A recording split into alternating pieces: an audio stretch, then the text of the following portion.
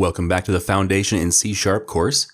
We are currently in Module 3, and this lesson, we're going to cover using breakpoints. And we're going to start off with, what even is a breakpoint?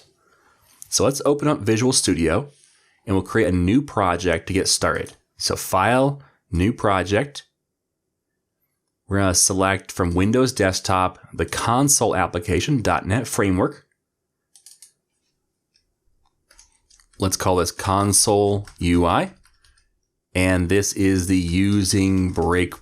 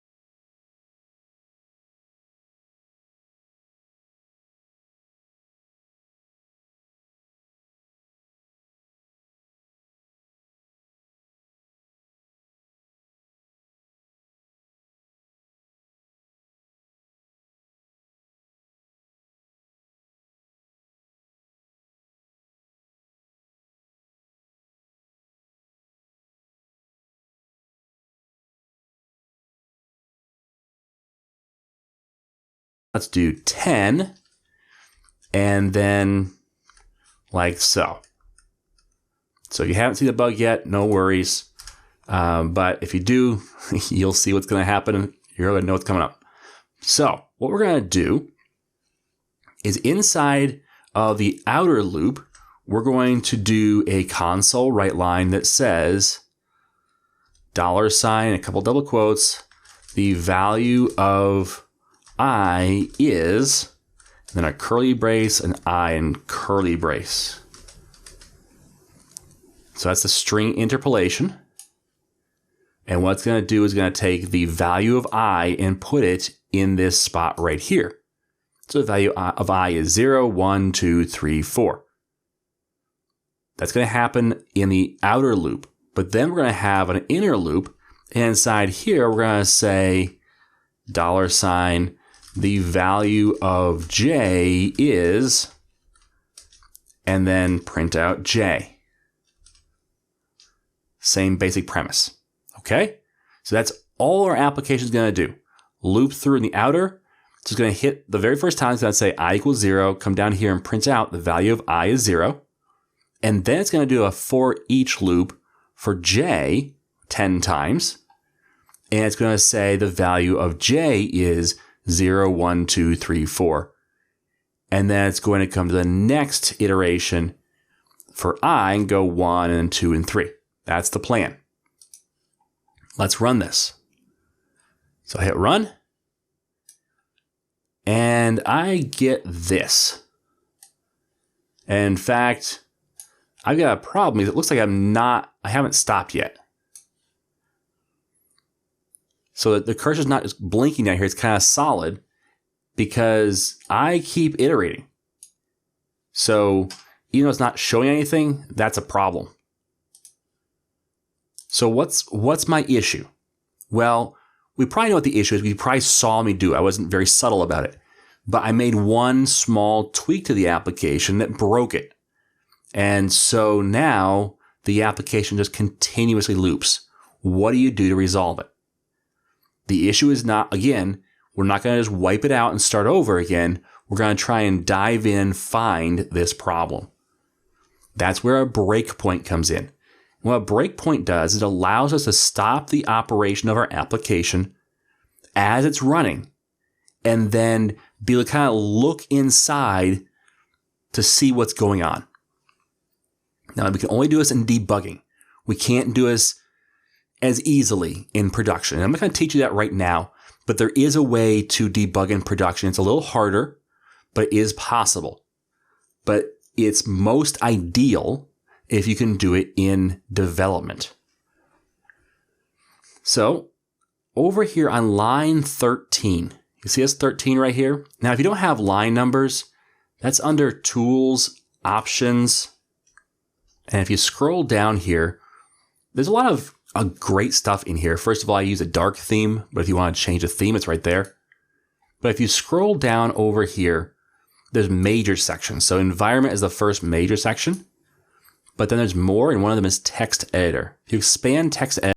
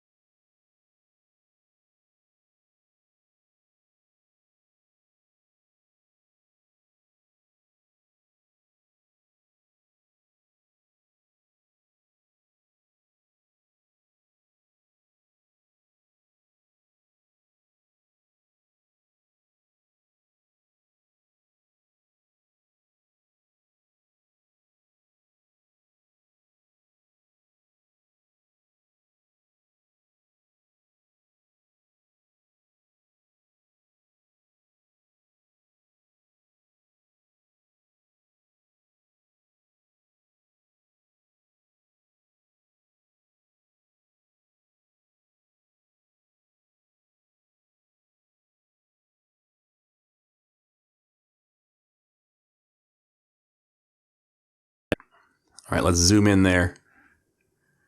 So there you go. So this red dot right here, what that indicates is there's a breakpoint on this line. And notice it highlights this section right here. So what a breakpoint does is it says, okay, application, when you get to this line of code, I want you to stop before you execute the line. Okay, so it's going to stop at this for loop, and it's right now highlighting just this section here. And the reason why is because the breakpoint will allow us to step through the code, basically going step by step like the compiler does. It's just that we do it slow, where the compiler does it lightning fast. So it's going to evaluate just what's in this box first, and we will get to see that. And then it will move over to the next box and the next one, and then move down. And then it will evaluate this line right here. So let's see this in action by hitting start, and it will pop up and then immediately go away. So if you notice, let's move my box over here. There's nothing in the console yet because it has paused the execution. Now, sometimes when it pauses the execution, it hides this console window and it brings up Visual Studio. Sometimes it doesn't. So you have to kind of look at your taskbar or know that you're using breakpoints to see if you have paused Visual Studio or not. So it's kind of a hit or miss thing. I have not found a consistent pattern for when it does it. So just know that if you're using breakpoints, kind of keep an eye on Visual Studio in case it does pause somewhere. So in this case, it's not that my application is done. It's just that it hit that breakpoint and it's waiting for me. So I can move this out of the way. And now you can see here, we've got the red circle now has a yellow arrow in it. That indicates that it has paused at this line. In fact, now there's this yellow section right here. That's specifically where we have paused on this part of the line. So now I have some options. One of my options is I can inspect values. We won't do that quite yet just because there's nothing to really inspect, but I'm going to show you that in a minute. Another thing we can do is we get to choose how we then move forward. For example, there's a few different options up here, 3 different options. So we have the step into, step over, and step out. These three commands will really help you when it comes to debugging because you can hit F9, F10, or F11 to move very quickly, or you can click one of these buttons. So step into what it's going to do is go step by step. So step 1, I believe this is step 2, and then step 3 is down here. Okay, that would be step into, basically step by step. Step over means if you were going to call a method and it's going to go and do something and come back, you would kind of skip over that. Okay, and we'll see that in a little bit. And finally, step out is if you are in a method and you want to go back to the parent method, you would hit step out. You would finish up that method and then it would go back to the parent method. None of these change the order of operations for your code evaluation. It's just how do you want to see it? Okay, so let's use our step into F11. Oops, I'm sorry, I said F9, I think. F11 is step into, F10 is step over, and Shift F11 is step out. So you can actually remap those if you want, but F11 works just fine, or click this button. So I click it once, notice it goes to I is less than 20, and then it comes down here to this curly brace.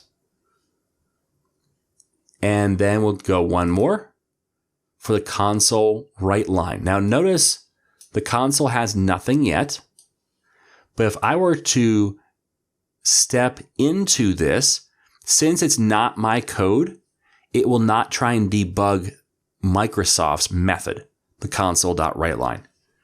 So it's going to kind of essentially step over it. So now if we move the console back over here, we notice it says the value of I is 0. So now we have this next line. Notice my arrow is down here. And now I'm on line 16. I can step into. I can look at the value of J. Now, this is where I talked about the idea that you can actually look at values for your variables as they are at this point in time. So if I were to look at, and let's zoom in here and look at I. See if I hover over it, it says I is 0. If I hover over J, it says J is 0. Okay, so that's one option. Another is down here in the locals window. So in the locals window, let's move us over here. It says I is 0, and then J is 0. So you have both of those options, as well as the args, which you probably didn't even know you were using. But args is available, and that is from this right here. So you can actually look at the values in either place. You can also change the values. So if you want to see what happens at a different value, you can actually change it right to that value. Now in this case, so far, everything is behaving like we expect it to. If I go over this one, we now see that the value of I is 0, the value of J is 0. That's as expected. Now, let's hit our step into, which goes to the evaluator next because we're done the first iteration of the for loop. So it iterates. So let's step into. And now it's going to evaluate J. If you notice, it's kind of small, but it's 0. That doesn't look right. But 0 is less than 10, so it's going to come down here and write the value of J. You mouse over that and it says the value of J is 0. Or we look down here and it says the value of J is 0. So why is J 0? Well, here's a question for you. Why is I 1? We shouldn't have changed the value of I because we haven't finished that first iteration, that first go through of I's code. So how did we increment the value of I?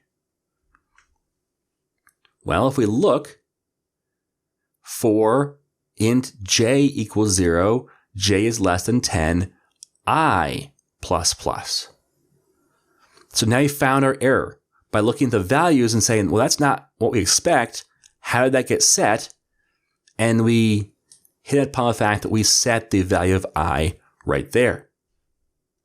This is why breakpoints and debugging in general are so important, because it allows us to find the errors in our logic quickly and easily. Now, when I say quickly and easily, I don't mean it will be quick and easy. I mean that in comparison, they're quick and easy. Because the other way of doing this is to blindly look through your code to try and figure out what's going on. Or maybe to try and walk through mentally what's going on. The problem is it's very hard sometimes to see what you just wrote in a fresh light. Okay? So breakpoints allow you to do that by showing you what the compiler is going to do. The compiler doesn't care. It's just going to do what you tell it to do. In this case, it wasn't smart enough to go, you meant J, right? It just assumed that you knew what you're doing, which you didn't. But that's okay. So now that we know what the problem is, the next thing is just we fix it. So at this point, the application is in a wait state, waiting for me to say go ahead. So it's only at 2 iterations here. I could hit continue. If I do, what will happen is it will continue looping on until it hits a breakpoint, if it does. If I want to be done at this point, I can hit the stop button. So we have a couple of options. We have stop right here. You can hit stop right there to stop the application, close it down right where it's at. Or you can hit continue, which basically says start running again at normal speed until you hit the next breakpoint. Okay, so let's see each of these in turn. So if I were to hit continue, now it's just looping through continuously because my breakpoint is actually over here, which this is not going to get evaluated again. But if I put a breakpoint down here, it's not going to get evaluated again either. Because remember, we're changing the value of I, not J. If I put a breakpoint right down here, notice almost immediately it stopped. In fact, if we look at the value of I right now, remember that I is the one being changed, it's at 614,652. That's huge. But J, still 0. So now we go, yes, we don't want to keep going because there's no point to this. We have a couple of options. One, we could change the value of J manually. Let's do that once. And then after that, what we'll do is we'll hit the stop button. So in this case, I'm going to change the value of J. Notice I'm down here. I double clicked here. Let's change the value of J to 11. Now 11 is greater than 10. I could have put 10 if I wanted to. But 11 is not less than 10, therefore it's going to get out of the J loop. So let's see what happens at this point. Okay, so I'm going to hit the step into. Let's go to the next record and say I++. It's going to evaluate J is less than 10, which is not. J is 11. So it exits that for loop. It's going to come to the top, say I++. Is I less than 20? Well, no, it's not, because I is 614,000. Therefore, it's going to come down to the console read line. Now, it would continue on and exit the application at this point, but instead, I'm going to hit stop. And that stops the application. The other thing you can do is if we come up here to our breakpoint, now that we're back in our code and we know how to fix this, we can say, let's just change this over to J. Now, maybe we don't want to have the breakpoint here. We think we fixed it. We want to run normally and see what happens. In that case, you can hit F9 or come up here at debug, come down and say toggle breakpoint. If you click that, it's going to turn that breakpoint off on that line. Now, another way of doing that, I'm going to turn it back on. You can come over here and click on the breakpoint and it goes away. There's also other options in this debug menu, like you can delete all breakpoints. So if you have multiple in here, the Control Shift F9 or just click this button and it deletes all your breakpoints. That allows you to very easily clean things out and start over and move on to the next debugging process. Now, as you can see in this menu, there's other options in here like Performance Profiler or Attach to Process, Snapshot Debugger, and a whole bunch of other stuff. The reality is there's a ton of tools in Visual Studio for helping you debug because that's the most important thing a developer can do is learn how to debug and debug more effectively because you're always going to find bugs. And even if you don't have a bug, this breakpoint can really make your life easier because you can start looking at things or manipulating things in a way that you just can't do by running your application. So maybe you want to say, put bad data in and see what happens. Well, instead of trying to force bad data through a form or through your console, you can just come here, hit a breakpoint, and then change a value to be a bad value and see what happens. So there's a lot of different options that you have available to you with debugging. And so Visual Studios provide a rich ecosystem for that. My encouragement to you, though, is to start simple and get used to the process. Don't try and have 100 different tools to try and help you. Learn the thought process because the most important piece of debugging is applying logic. That's more important than the tools you use. Because if you can apply logic properly and narrow things down, do that investigative process, you will find the issue in your application much easier. Now, in our case, I think we've solved the problem, but let's see. If I hit run, come over here. We scroll up to the very top. The value of I is 0, J is 0 through 9, I is 1, J is 0 through 9, I is 2, all the way down to I is 19, J is 0 through 9. So it works the way intended. And now we got this cursor blinking in the bottom. If we hit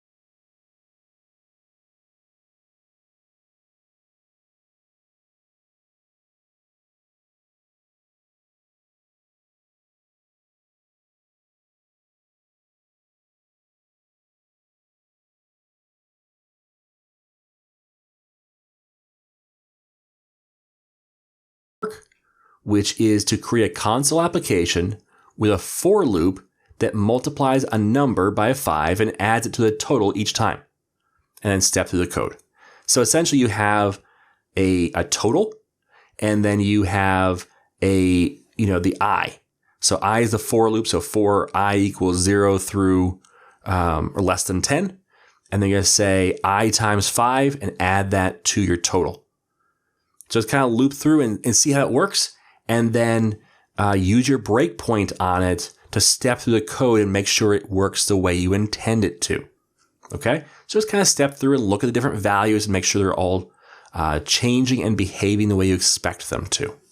Okay? So that's your assignment before you move on to the next lesson.